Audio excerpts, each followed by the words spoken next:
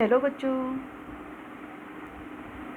मैं प्रेम परिहार, सहायक आचार्य, राजकीय बांगड़ महाविद्यालय डीडवाना, और मैं आपको आज बीकॉम पार्ट सेकंड का दूसरा प्रश्न पत्र बताऊंगी। ईएफएम डिपार्टमेंट में जैसा कि पहले मैंने बताया, मैं आपको 2 पेपर पढ़ाती हूँ। पहले पेपर का सिलेबस मैंने आपको बता दिया है। पेपर का नाम है वित्तीय प्रबंध। आज हम दूसरे पेपर के बारे में जानकारी प्राप्त करेंगे। दूसरा पेपर जो मैं आपको पढ़ाती हूँ वो है भारत में बैंकिंग विधि एवं व्यवहार। इसमें भी पहले पेपर की भांति ही 100 नंबर का पेपर होता है। 3 भागों में प्रश्न पत्र पूछे जाते हैं। पहले भाग ए के अंदर 10 क्वेश्चन आते हैं, 2-2 नंबर के, यानी 20 नंबर के क्वेश्चन आते हैं। बे भाग में 5 क्वेश्चन आते हैं, प्रत्येक प्रश्न 4 नंबर का होता है। और से भाग के अंदर 20-20 नंबर के 3 क्वेश्चन आते हैं और प्रत्येक प्रश्न के साथ अथवा में एक प्रश्न पूछा जाता है। प्रत्येक यूनिट से एक प्रश्न करना अनिवार्य होता है, यानी कुल मिलाकर के भाग ए से 20 नंबर का, भाग बे से 20 नंबर का और भाग से 60 नंबर के प्रश्न पूछे जाते हैं और कुल मिलाकर के 100 नंबर का हमारा ये प्रश्न पत्र होता है। अब बात करते हैं इसके सिलेबस की। तो पहली यूनिट, पहली इकाई, उसके अंदर हमारा जो सिलेबस है वो इस तरह का होगा। भारत में बैंकिंग विधान, भारतीय रिजर्व बैंक ऑफ इंडिया अधिनियम 1934, बैंकिंग नियमन अधिनियम 1949, बैंकिंग कंपनीज उपक्रम अधिग्रहण अंतरण अधिनियम 1970, बैंकर के और ग्राहक की परिभाषा, बैंक एवं ग्राहकों के सामान्य और विशिष्ट संबंधों की समाप्ति, पासबुक, बैंक खातों के प्रकार एवं संचालन, ग्राहकों के प्रकार और व्यवहारिक समस्याएं।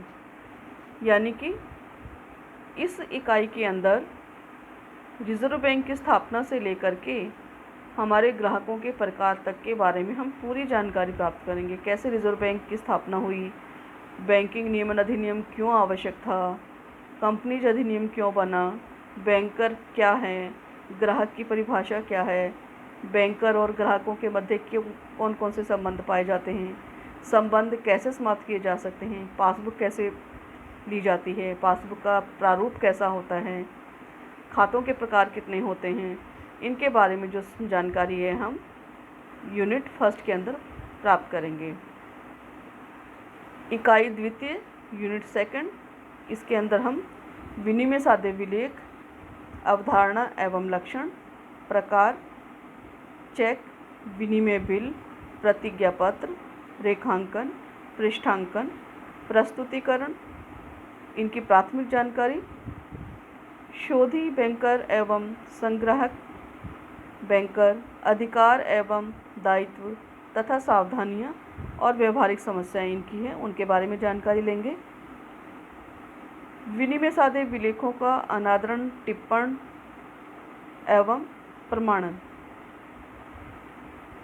यानी द्वितीय जो हमारी यूनिट है उसमें हम नेगोशिएबल्स इंस्ट्रूमेंट्स जो हमारे हैं उनके बारे में जानकारी लेंगे हैं। क्या उसकी अवधारणा है, चेक कैसे बनाए जाते हैं, चेक का प्रारूप क्या है, बिल कैसे लिखे जाते हैं, प्रतिज्ञा पत्र के कितने पक्षकार होते हैं, रेखांकन कैसे होता है, पृष्ठांकन कैसे होता है और बिलों को कैसे प्रस्तुत किया जाता है, इनके बारे में हम जानकारी लेंगे।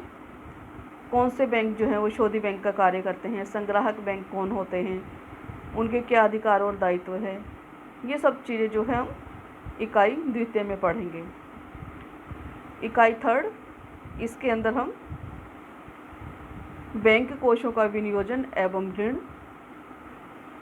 विनियोजन के सिद्धांत, कोषों का अलाभदायक एवं लाभदायक विनियोग, नगद कोष, वैधानिक कोष, विपणन योग्य प्रतिभूतियों के विरुद्ध बैंक अग्रिम, व्यक्तिगत साख पत्र या यात्री साख पत्र, आशय, विशेषताएं, गश्ती शाख पत्र, गश्ती नोट्स, गश्ती चेक, यात्री चेक, साख पत्र के पक्षकार, साख पत्र खोलने की विधि, साख पत्रों से लाभ, साख पत्रों के भुगतान में सावधानियां, कपट एवं उनकी रोकथाम, इनके बारे में जो है अध्ययन करेंगे। क्योंकि बैंक का काम तो आप सब जानते हो, जमाएं एकत्रित करना है, लेकिन बैंक विनियोग कैसे करे, ऋण कैसे दे, ऋण के संदर्भ में क्या क्या सिद्धांत उसको ध्यान में रखने चाहिए, अपने कोषों को कहाँ लगाना चाहिए, लगाने से पूर्व किन परिस्थितियों का ध्यान रखना चाहिए, इन सब चीज़ों के बारे में हम अध्ययन करेंगे इकाई तृतीय में। और व्यक्तिगत साख क्या होती है, यात्री साख क्या है, गश्ती साख पत्र क्या है, साख पत्र कैसे खोला जाता है, कैसे उसको साख पत्रों से हमें लाभ ले सकते हैं हम, साख पत्रों के भुगतान में हमें क्या क्या सावधानी रखनी चाहिए, कपट अगर कहीं हो रहा है तो हम उसकी कैसे रोकथाम कर सकते हैं, इन सब चीज़ों के बारे में इकाई थर्ड के अंदर हम अध्ययन करेंगे। दोनों ही पेपर हमारे वित्तीय प्रबंध और भारत में बैंकिंग विधि एवं व्यवहार, दोनों ही पेपर बहुत ही रोचक, सरल और जानकारीपूर्ण हैं।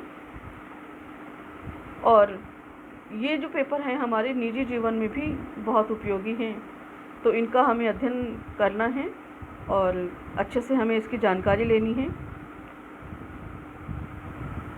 किताबों का जहाँ तक सवाल है तो यहाँ हमारे लाइब्रेरी में, जैसा कि मैंने पहले बताया, बहुत किताबें हैं, बहुत पुस्तकें हैं।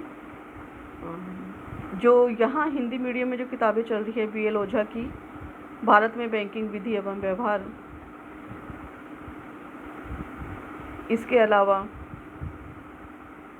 जो भी बुक आपको पसंद आए, भाषा जिसकी सरल हो, जो समझने में आपको आसान लगे, आप वह बुक लाइब्रेरी से इशू करवा सकते हैं। पहले भी मैंने आपको बताया, लाइब्रेरी से बुक इशू करवाने का तरीका बहुत अच्छा है, बहुत सरल है, कहीं कोई समस्या का कारण ही नहीं है।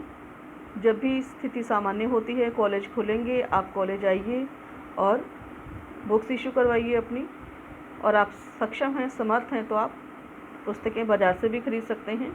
पुस्तकों से ही अध्ययन करें, ऐसा मेरा आपसे अनुरोध रहेगा, क्योंकि पुस्तकें हमारे लिए बहुत उपयोगी होती हैं और भविष्य में भी काम आती हैं। तो पुस्तक से ही पढ़ें आप।